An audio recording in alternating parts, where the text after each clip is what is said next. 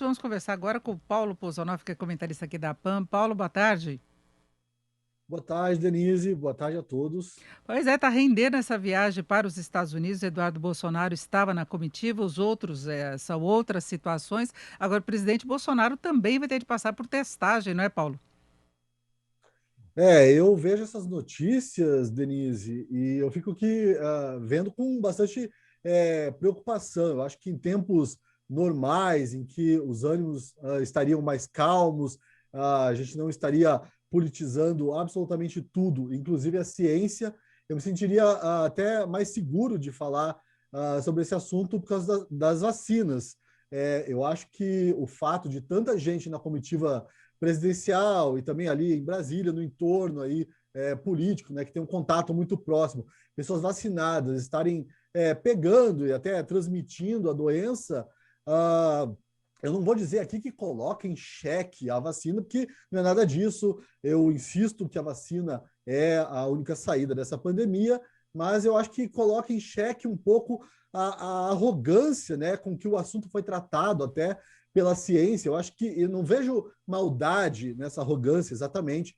Eu acredito que no afã de acabar com a pandemia, a ciência acabou atropelando algumas etapas, e uma etapa muito importante é da transparência e da comunicação com as pessoas. Então, hoje eu me sinto um pouco órfão dessa ciência transparente, capaz de comunicar com exatidão a eficácia das vacinas, né? Qual o efeito mesmo que se pretende delas, porque no começo ali, como eu mencionei, essa arrogância dos cientistas, a impressão que se deu é que as vacinas acabariam com a pandemia de uma hora para outra, bastava todo mundo se vacinar, ninguém transmitiria mais, ninguém pegaria, ninguém morreria, e não é exatamente isso que a gente está vendo. Então, eu me considero hoje, Denise, um órfão aí dessa ciência. Eu gostaria muito de ter informações mais transparentes a respeito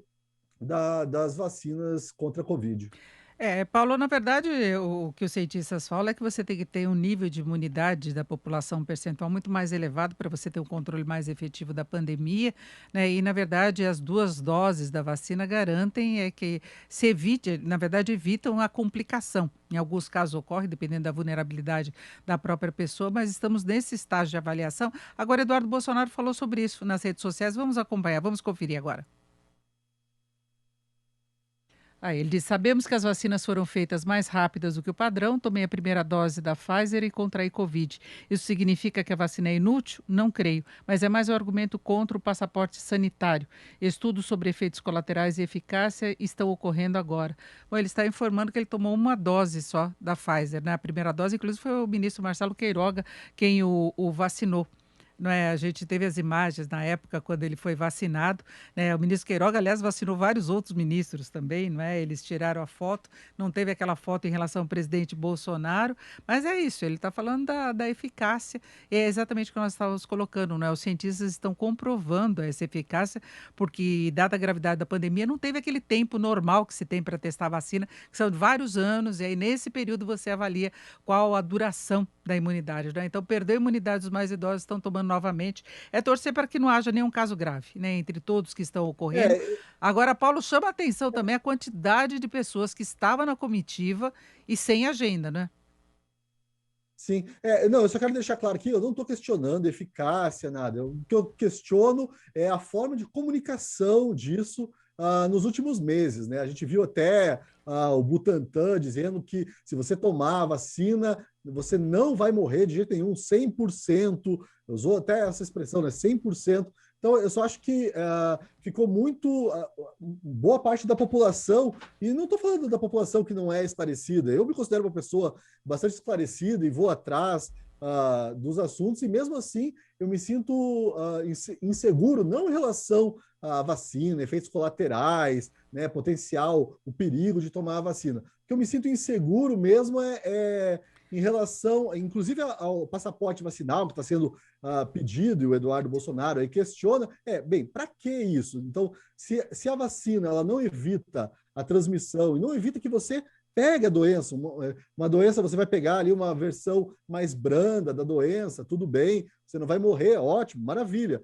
mas por que então a gente vai requerer que as pessoas, a obrigatoriedade dessa vacina? É uma questão bastante complexa, o que eu acho que é importante a gente não silenciar o debate, né, a discussão. Ontem mesmo, Denise, eu tive uma conversa, um debate ali na Gazeta do Povo com dois médicos, foi um debate muito acalorado e eu sinto que sempre tem eles sentem essa necessidade, a ciência mesmo, de um calar o outro, que isso é uma coisa própria do nosso tempo. Isso é muito ruim, né? Na verdade, a discussão aí, a gente só vai chegar a um consenso proveitoso em relação à pandemia, vacinação, tratamento, se a gente não impedir a discussão sobre o assunto.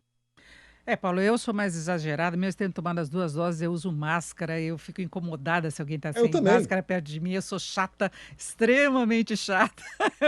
Pergunta o pessoal aqui da redação que convive para ver o que eu faço, mas é isso. Vamos falar de outro assunto que também está causando muita polêmica hoje, que foi a entrevista dada pelo presidente Jair Bolsonaro à revista Veja. Ele reconheceu um certo exagero no tom nas manifestações de 7 de setembro, falou que não vai dar golpe, não é? Ele esclareceu esses pontos aí, falou de vários temas, que não vai melar as eleições de 2022. Na verdade, ele está assumindo o tom daquele comunicado, daquela nota que foi divulgada, que ele teve até a ajuda do Michel Temer, né?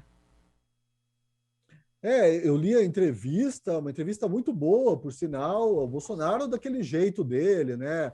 Um tanto quanto grosseiro, assim, nas respostas, procura simplificar muito as coisas, mas sobrou até elogio ali para o ministro Barroso, que eu achei bastante surpreendente.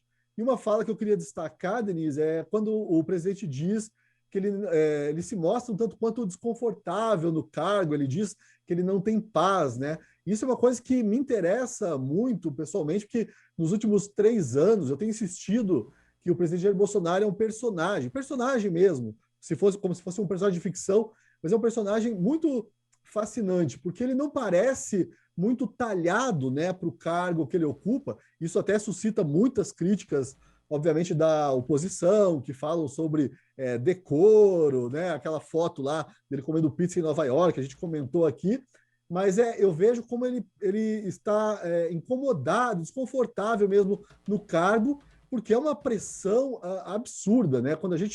Eu gosto muito disso, da gente se colocar no lugar do outro, e eu sei que é muito difícil a gente tentar se colocar no lugar de um político e do presidente Jair Bolsonaro, até pelas características dele, mas às vezes assim eu fecho os olhos, sabe?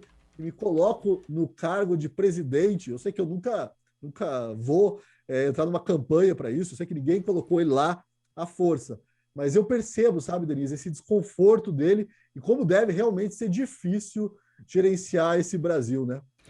Mas ele quer continuar, né, ele sempre se coloca como possível candidato, agora é uma situação estranha, ele várias vezes fala que é difícil o cargo, que é difícil suportar, né, como se fosse um fardo, mas foi um fardo que ele buscou, ele que é político há muito tempo, há 30 anos, eu como você, eu não encararia de jeito nenhum, nem a campanha, né, quanto mais depois a Acho que responsabilidade toda. Agora ele falou a respeito de Mourão também, que ele não tem vivência política, mesmo assim o presidente não descarta repetir a chapa em 2022. E recentemente ele tinha falado que não gostaria de fazer uma chapa novamente com o Mourão, não é? Eles têm tido alguns atritos aí meio à distância, pelo menos é o que é divulgado publicamente, não é? Mas ele falou isso também na entrevista.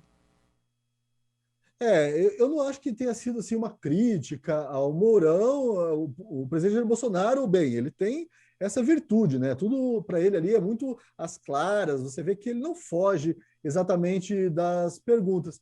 E o vice, o general Mourão, ele é muito discreto também. Ali, ele sempre fala com os repórteres ali cedo, então ele também não poupa, às vezes, críticas ao presidente, mas eu vejo como críticas respeitosas, eu não consigo ver atrito claro entre eles e nem algum tipo de nada assim parecido, por exemplo, com o que a gente viu entre Temer e Dilma no segundo mandato da Dilma, né?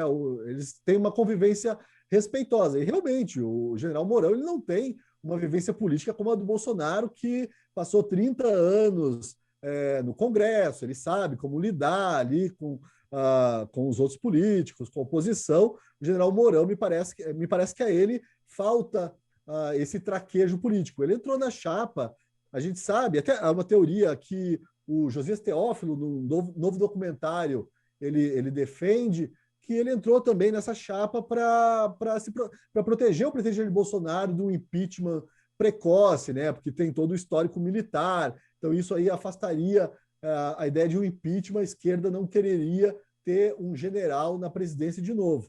Mas eu não achei que tenha sido uma crítica e nem acredito que exista uma rusga muito profunda entre os dois.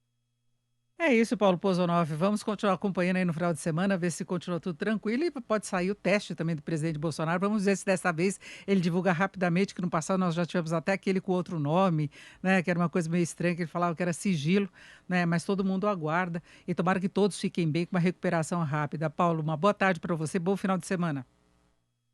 Boa tarde a todos. Até mais.